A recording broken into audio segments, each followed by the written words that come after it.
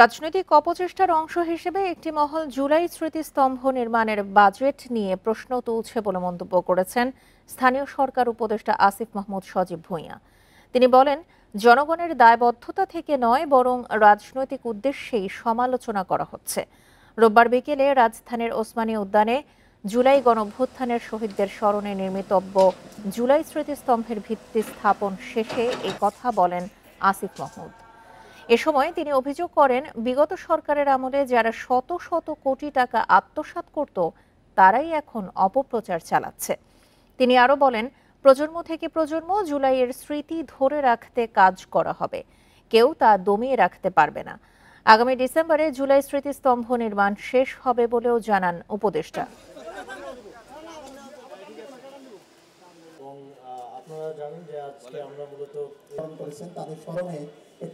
বিগত ফ্যাসিবাদী সময়ে এই যে বিভিন্ন ভাস্কর্য হতো, এর থেকেও ছোট ইনফ্রাস্ট্রাকচারে আমরা দেখেছি ৩০০-৪০০ কোটি টাকা খরচ হয়েছে। তখন ফ্যাসিবাদের ভয়ে হোক কিংবা তাদেরকে সমর্থন দিয়েই হোক, এই লোকগুলোকে আমরা কথা বলতে দেখতাম না কিংবা অর্থ নিয়ে বাজেট নিয়ে কথা তুলতে দেখতাম না। এখন তাদেরকে আমরা এটা নিয়ে কথা তুলতে দেখি, কারণ এটা জুলাই নিয়ে হচ্ছে।